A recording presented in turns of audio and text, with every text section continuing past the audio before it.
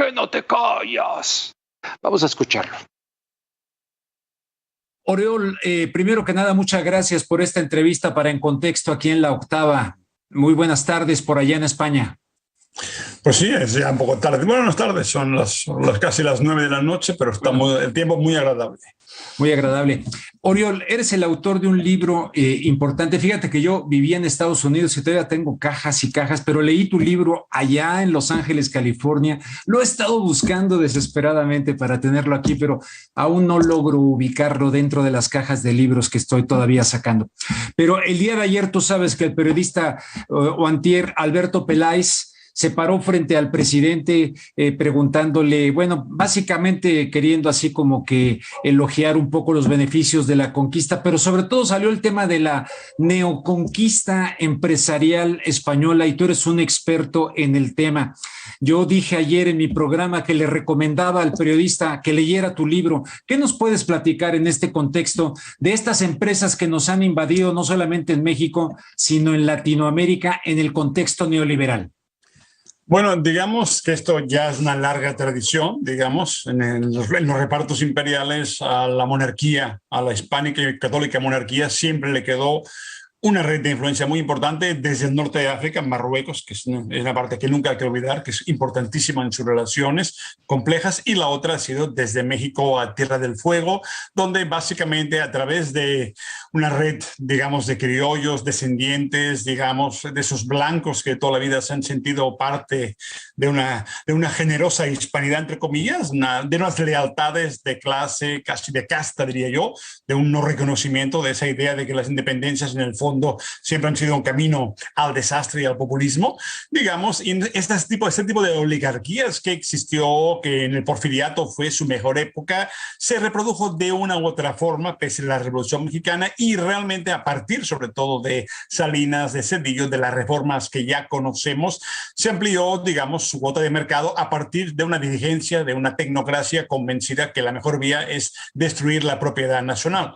Finalmente, esas convicciones históricas se combinaron con el programa, digamos, de privatizaciones y con las empresas, digamos, que se dedican sobre todo al control de ese tipo de bienes públicos. Hablamos de energía, electricidad, bienes públicos que en España nunca fueron públicos. Para eso estuvo Franco, para proteger los intereses privados de empresas como Iberdrola, que desciende de la alianza de dos grandes empresas, Iberduero e Iberdrola, que, digamos, fueron la base del franquismo, la gente que pagó la guerra de Franco y además hizo la guerra con Franco, ¿no?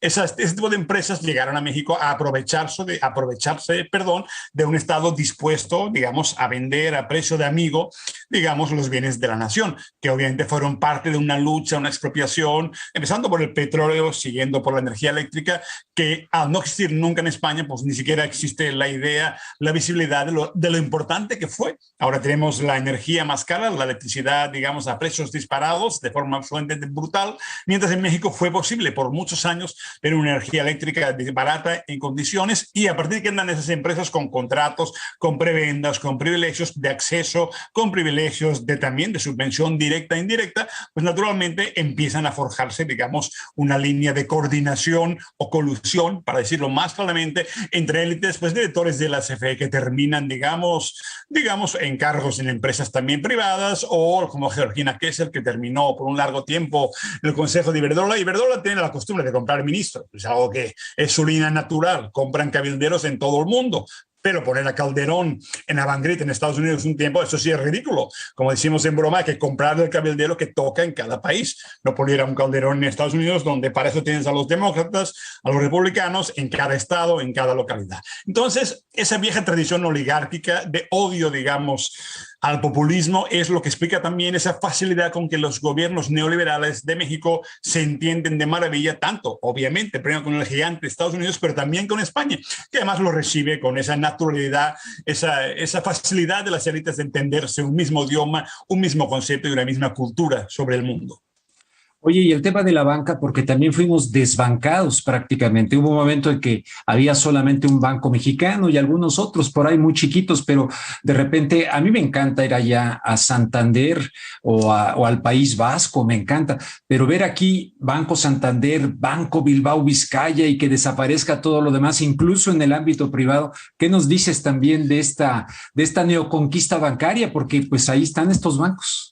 Pues ahí se tuvo, digamos, Fox obviamente le ofreció la posibilidad a Emilio Ibarra, digamos, en el 2000, en vez de decir que no podía comprar todas las acciones, digamos, de Bancomer, prácticamente le dio el acceso preferencial y directo, le permitió una venta que no debería haberse permitido y le dio obviamente lo que tiene hoy en día Banco Bilbao, que es prácticamente hoy en día es un banco menor, un banco con graves problemas en España que vive obviamente del precio caro del dinero en México, de jinetear el dinero del Estado. A veces se nos olvida que finalmente, digamos, hay cosas que deberían cambiarse, como el hecho, digamos, que las cuentas de la banca privada manejan, digamos, los fondos de secretarías y del gobierno, algo que también deberíamos, y los bonos también del Tesoro, algo que deberíamos también pensar y cambiar. Pero eso le permitió a esa banca prácticamente vivir.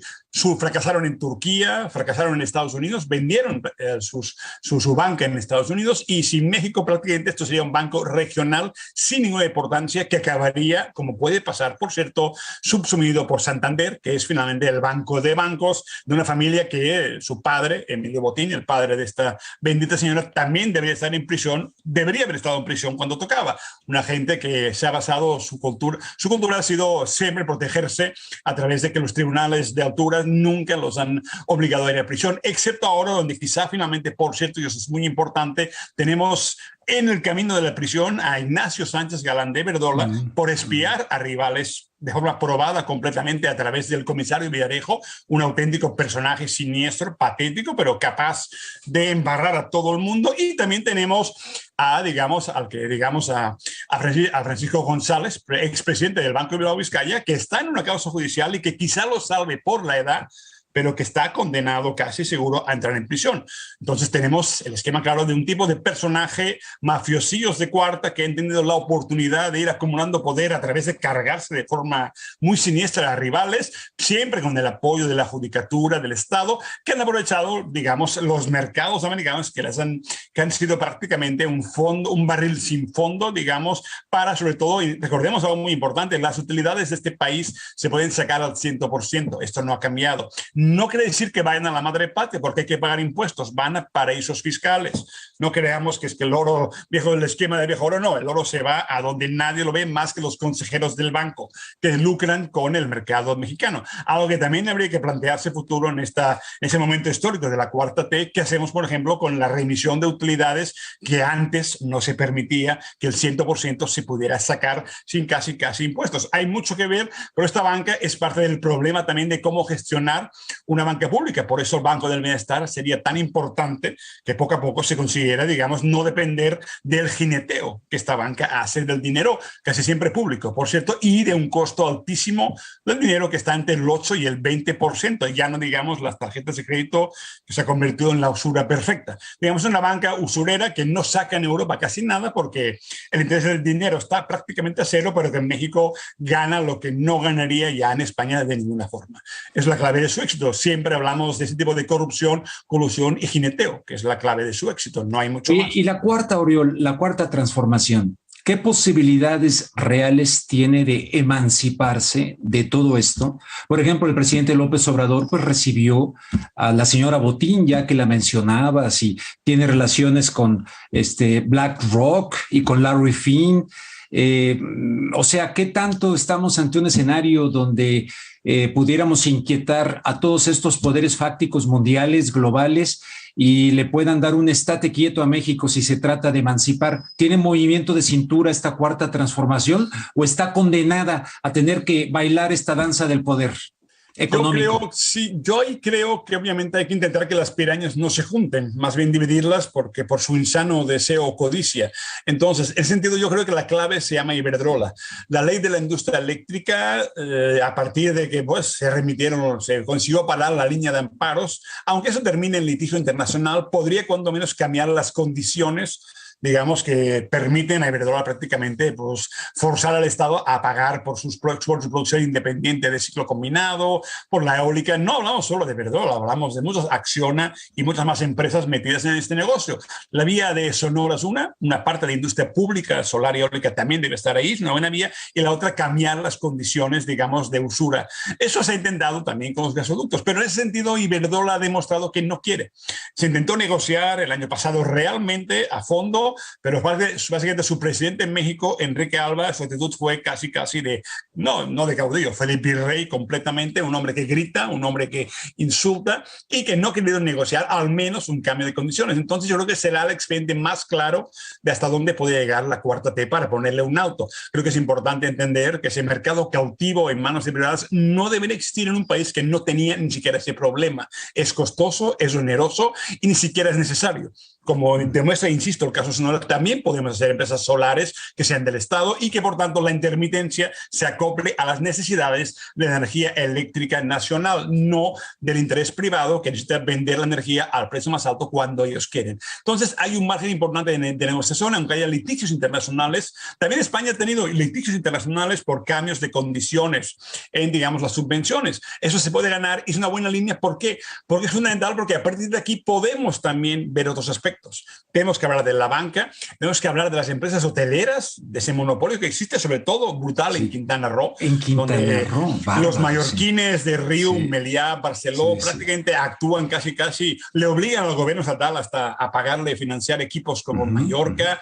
Creo que hay muchos temas, incluso regionales, donde hay que investigar, digamos, el capital español e internacional. No hablamos ya del canadiense, que ahí sí, en cuanto a minas, ellos son los dueños, pero sí hay que empezar a tocar. Y ese punto de Iberdrola es una primera pista también que Tuxpan no se hiciera, que no se les diera gas gratis para de nuevo hacer una central que tendría que haber comprado, que la CFE tendría que haber comprado obligatoriamente de nuevo, condiciones no onerosas. Esos cambios son una vía importante y están cuando menos cambiando las condiciones. Segunda, es importante, y ahí insisto también, el tema, la famosa carta al rey, la famosa carta al presidente, digamos, es interesante porque también obliga a España, a la monarquía, finalmente es el Reino de España, que así se llama legalmente, a reconsiderar sus relaciones y ese sentido de prepotencia, digamos, de andar dando lecciones, que ha sido gran parte incluso del problema en el trato. Hay demasiada, digamos, fusión de intereses entre empresas y Estado en España, en la política exterior, y sería muy importante entender que incluso en un evento simbólico como este año, el 2021,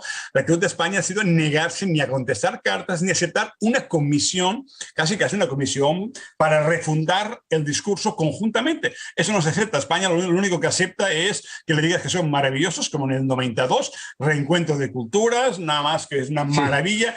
Cuando cualquier Estado en el mundo hoy que fue imperio sabe que al menos simbólicamente, y no cuesta dinero, por cierto, no es como Alemania, creo que con Namibia que tiene que pagar, no hay que pagar, pero cuando más hay que reconsiderar la historia, porque no solo hablamos de Hernán Cortés, hablamos de la negación de la independencia, que duró más de 20 años en España, negándose, digamos, exigiendo las deudas por, digamos, la expropiación de latifundios. Es una constante histórica de pedir, exigir casi el rescate por las ofensas a los hacendados, a los dueños de minas. Entonces, en vez de cambiar esta política, España ha preferido callar y quejarse amargamente de que no me invitan, digamos, a los desfiles de la independencia.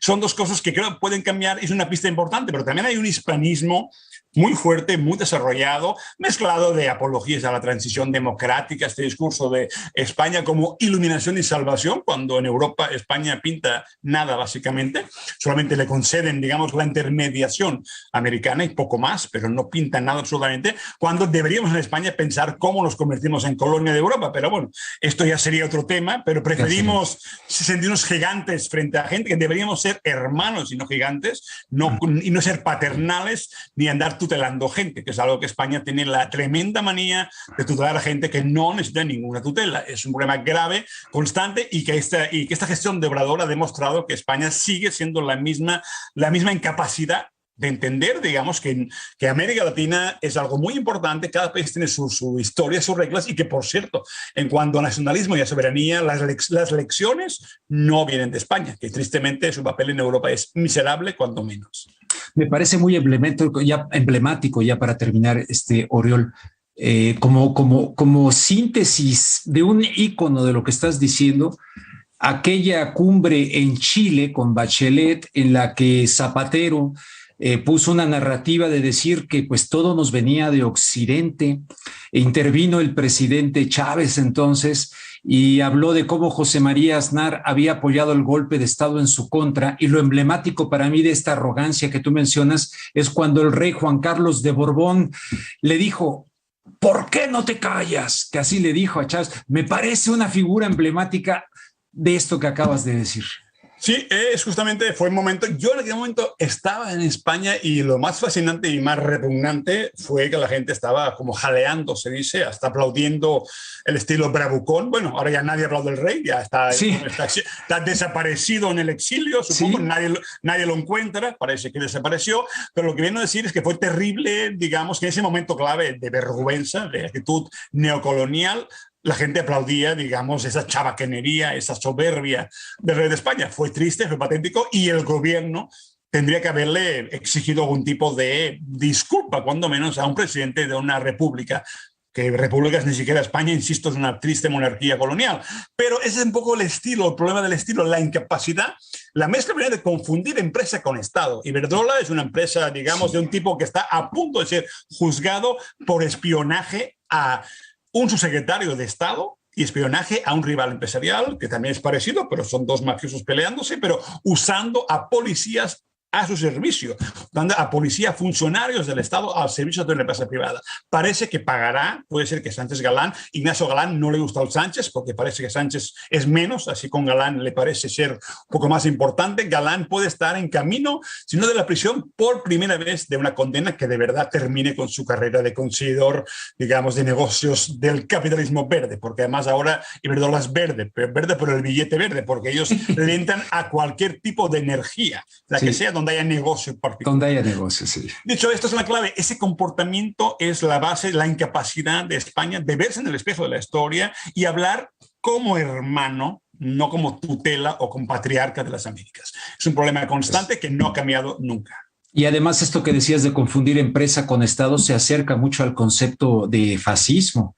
Es un concepto muy cercano al fascismo, el confundir empresa con Estado, ¿verdad? Segunda, empresa con Estado, y después también, y los empresarios mexicanos, que además, al ser muchos de origen o nietos, se sienten que ellos aquí actúan también como agentes prácticamente. Sí. Es otro tema para otro día, quizá. Oye, Oriol, pues te agradezco muchísimo, en verdad, este análisis, este comentario a raíz de tu libro, a raíz de lo que ocurrió aquí, y para ofrecerle elementos a la audiencia que tenga otros criterios que no son los que predominan en los medios de comunicación en México. Te agradezco mucho y te pido que estemos en contacto y en contexto.